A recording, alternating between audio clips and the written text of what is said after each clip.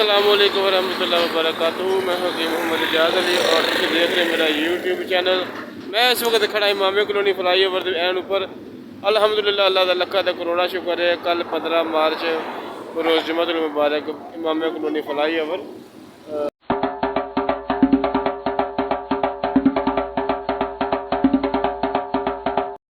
आवाम के तासुरात भी लवांगे थोड़े जे ते नाले फ्लाई ओवर का विजिट भी कराने व्लॉग शुरू किया जाता है। इत्थे सब तो पहले असीं आ गए जनाब अली बरकत टाउन जी पुली बनी है उन्होंने रिव्यू लीए कि वो की सूरत हाल है।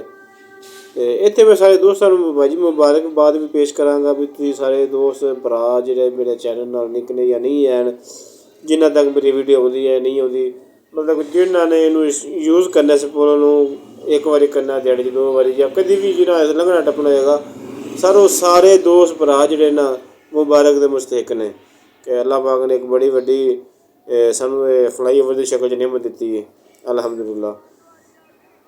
तो इत्थे नाल मैं साढ़े दोस्तों नाल ये भी गुजारिश करता चलांगा कि जेह्ड़े दोस्त चैनल दे नवें ने साढ़े चैनल लाइक भी कर दो तो सबसक्राइब भी कर दिया करो। तो यह सेंटर की अपना जी बरकत टाउन की पुली है वो सामने मामले कॉलोनी फ्लाई ओवर जोड़ा है वो जे चलिए फ्लाई ओवर के कोल जी दोस्तों मामे कॉलोनी फ्लाई ओवर का अफ्ताह कल अलहमदुलिल्लाह कर दिता गया। थले सुटते तुम वेख लो यह जी गुजरांवाला साइड तो ट्रैफिक जी आ रही है ये गुजरांवाला ट्रैफिक नहीं है। ये सारे कलाकताई रोड जो है उधरों है रक्शे वगैरह जो ना या कुछ रक्शे जो जिन्होंने सवारियां वगैरह उतरनियां ने या सवारियां बिठानियां ने वो रक्शे थले ने जिन्होंने को सीटां अपना पूरियां हैगियां ने यानी कि टोटल जो ना यानी पिछे फुल करके आएगा जी फलानी जगह उतरना जाके वो रक्शे उपरों जा रहे हैं बाकी थले वाली साइड में ट्रैफिक माशाल्लाह 80 to 90% ट्रैफिक जी है फ्लाई ओवर तो उत्तों गुजर रही है वो मुस्तफीद हो रही है इस्तेफादा लै रही है। तो कुछ जी ट्रैफिक जी तुम कह लो कि मामे कॉलोनी है या कलाकताई रोड है या नज़दीकी जो रक्शे ने वो रक्शे थले ने वड्डी गड्डी तुहाडे सामने वेख लो उत्तों छड़ लंघ रही ने। हुण आपां चले जी इत्थों फ्लाई ओवर शुरू होने लगा जी बरकत टाउन वाली साइड तो आए हैं दोबारा असीं इत्थों जनाब अली वो जगह है जिथे डिवाइडर ला के रस्ते बंद किए जाते सन तो इत्थे खान साहब बैठे होंदे सन ठीक है। इत्थे बीबी मंगन भी बैठी होंदी सी अज थले नहीं जाना अज तुहानूं उत्तों भी लंघाना में फ्लाई ओवर दे विजिट मुकम्मल कराने इंशाअल्लाह। तो फ्लाई ओवर से गुजरन तो बाद ये तो जो गुजरे उन्होंने को रिव्यू भी लाँगे भी कैसा महसूस किया है फ्लाई ओवर तो गुजरन तो बाद फ्लाई ओवर तो बनने तो पहले की सूरत हाल सी थोड़ा जहा व्यू लवांगे इंशाअल्लाह। तो दोस्तों नाल शेयर भी करांगे। असीं आ गए जनाब अली फ्लाई ओवर दे बिल्कुल ऐन उपरे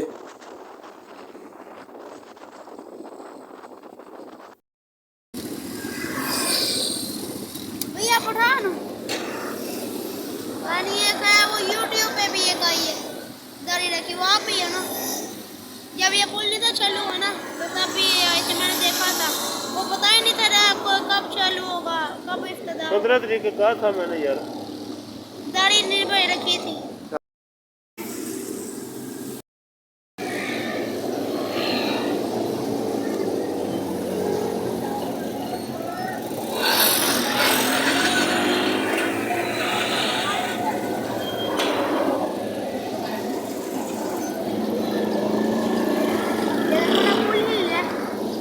वो ये जो डाले हैं ना इसमें ये ज्वाइंट है इसकी वजह ये इसमें ना ऊपर नीचे होना होता है।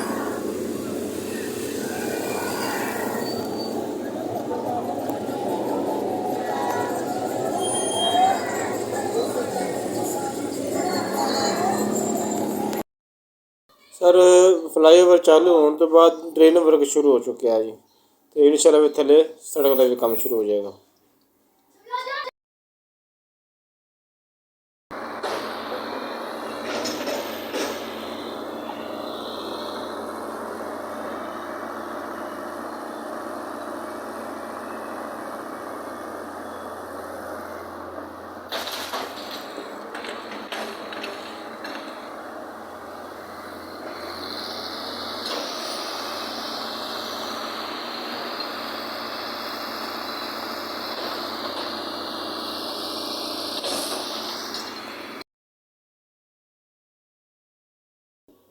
ਫਲਾਈਓਵਰ ਉਤਰਦੇ ਨਾਲ ਹੀ ਫਿਰੋਜ਼ ਵਾਲੇ ਤੋਂ ਪਹਿਲੇ ਜਨਾਬੇ ਵਾਲੀ ਡਰੇਨ ਵਰਕ ਚੱਲਦਾ ਪਿਆ ਸੀ।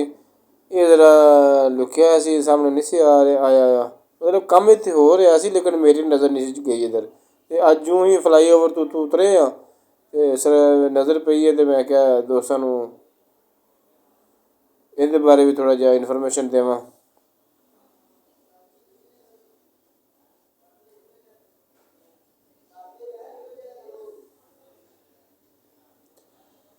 ਕੰਮ ਮਾਸ਼ਾਅੱਲਾ ਕਾਫੀ ਸਪੀਡ ਨਾਲ ਹੋ ਰਿਹਾ ਔਰ ਥੋੜ੍ਹਾ ਜਿਹਾ ਇੱਥੇ ਬੰਦੇ ਇੱਕ ਦੋ ਰਿਵਿਊ ਵੀ ਲਾਂਗੇ ਇਨਸ਼ਾਅੱਲਾ ਵੀ ਫਲਾਈਓਵਰ ਦੇ ਮਤਲਬ। ਇੱਕ ਬੱਚਾ ਮਿਲਿਆ ਸੀ ਜਿਹੜਾ ਉੱਤੇ ਪੁੱਛ ਰਿਹਾ ਸੀ, ਉਹਦਾ ਵਿਊ ਇਹਦੇ ਨਾਲ ऐड कराएंगे इंशाल्लाह। आपको क्या लगा इसके चलाने का, आपको क्या क्या फ़ायदा है आपको? अच्छा हुआ है। नहीं, आप बाइक चलाते हो? जी बाइक चलाते हो आप? हाँ जी। कौन? नहीं बाइक नहीं चलाता, साइकिल चलाता हूँ। अच्छा अच्छा, कहाँ पे रहते हो बेटा आप? ये मैं बड़ी मेरी जाल के पास। ठीक है माशाल्लाह, अल्हम्दुलिल्लाह, अल्लाह का करम है, ये चल गया।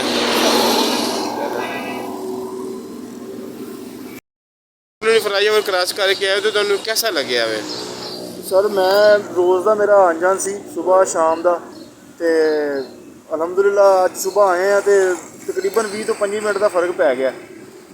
ਤੇ 20-25 ਮਿੰਟ ਦਾ ਫਰਕ ਸਾਨੂੰ ਦੁਕਾਨਦਾਰਾਂ ਨੂੰ ਬੜਾ ਅਹਿਮੀਅਤ ਰੱਖਦਾ। ਅਸੀਂ ਸਿਰਫ ਪੁਲ ਤੋਂ ਚੜ੍ਹੇ ਆ ਤੇ ਬਸ ਉਤਰੇ ਆ, ਬਸ ਇੰਨਾ ਹੀ ਫਰਕ ਪਿਆ ਹੈ। ਹੁਣ ਜਿਹੜਾ ਥੱਲੇ ਦਰਾਲਾ ਸੀ ਨਾ ਸਾਡੀ ਅਲਹਮਦੁਲਿਲਾ ਖਤਮ ਹੋ ਗਈ ਹੈ। ਅਸੀਂ ਬੜੇ ਖੁਸ਼ ਹਾਂ ਭਾਜੀ, ਇਸ ਪੁਲ ਤੋਂ ਬੜੇ ਰਾਜ਼ੀ ਹਾਂ। ਦਿਲੀ ਖੁਸ਼ੀ ਹੋਈ ਹੈ ਜਦੋਂ ਪੁਲ ਤੇ ਚੜ੍ਹੇ ਆ ਕਿ ਯਾ ਅੱਲਾ ਤੇਰਾ ਸ਼ੁਕਰ ਹੈ ਜਿਹੜਾ ਸਾਡਾ ਕੀਮਤੀ ਟਾਈਮ ਹੈ ਸਾਡਾ ਬਚ ਗਿਆ। ਸ਼ੁਕਰੀਆ ਸਰ।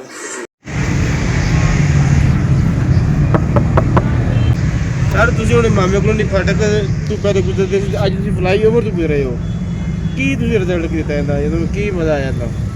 ਭਾਈ ਮਜ਼ੇ ਵਾਲੀ ਗੱਲ ਕੋਈ ਨਹੀਂ, ਟਾਈਮ ਦੀ ਬਚਤ ਹੋ ਗਈ ਹੈ ਔਰ ਬਗੈਰ ਟ੍ਰੈਫਿਕ ਵਿੱਚ ਜੋ ਤੁਸੀਂ ਨਿਕਲ ਆਏ ਅੱਗੇ। ਪਹਿਲੇ ਤਕਰੀਬਨ ਕਹਿ ਲਓ ਕਿ 1 ਸਾਲ ਜਿਹੜਾ ਉਹ ਬਰਦਾਸ਼ਤ ਕੀਤੀ ਜ਼ਲਾਲਤ ਇੰਤਹਾ ਦਰਜੇ ਦੀ, ਕਿ ਜਿਹੜਾ ਕਿ ਟ੍ਰੈਫਿਕ ਜਿਹੜੀ ਉਹ ਬਲੌਕ ਹੋ ਜਾਂਦੀ ਸੀ, ਥੱਲੋਂ ਟੁੱਟਾ ਰੋਡ, ਫਿਰ ਉਸ ਤੋਂ ਬਾਅਦ ਇਹਨੂੰ ਸਰਵਿਸ ਰੋਡ ਵੀ ਮੁਕੰਮਲ ਨਹੀਂ ਸੀ ਬਣਾਇਆ ਗਿਆ। ਚਲੋ ਖੈਰ ਇਹ ਤਾਂ ਪੁਰਾਣੀਆਂ ਗੱਲਾਂ ਨੇ, ਲੇਕਿਨ ਹੁਣ ਇਹ ਹੈ ਕਿ ਬ੍ਰਿਜ ਫਲਾਈਓਵਰ ਜਿਹੜਾ ਬਣਿਆ ਉਹਦੇ ਨਾਲ ਬਹੁਤ ਜ਼ਬਰਦਸਤ ਕਿ ਵਿਦਨ 20 ਸੈਕਿੰਡ ਜਿਹੜਾ ਹੈ ਜਾਂ ਕਹਿ ਲਓ ਕਿ 30 ਸੈਕਿੰਡ ਜਾਂ 1 ਮਿੰਟ ਤੋਂ ਜ਼ਿਆਦਾ ਟਾਈਮ ਨਹੀਂ ਲੱਗਿਆ ਕਿ ਪ੍ਰਕਟ ਹੋਣ ਤੋਂ ਮੈਂ ਅਵਾਮੀ ਰੂਲ ਫਾਟਕ ਇਸ ਸਾਈਡ 'ਤੇ ਆ ਗਿਆ। ਇੰਝ ਹੀ ਲੱਗਾ ਕਿ ਜਿਵੇਂ ਮੈਂ ਅਮਰੀਕਾ ਆ ਗਿਆ। ਜੀ ਬੜੀ ਮਿਹਰਬਾਨੀ ਸਰ, ਥੈਂਕ ਯੂ ਸਰ, ਬਹੁਤ ਸ਼ੁਕਰੀਆ।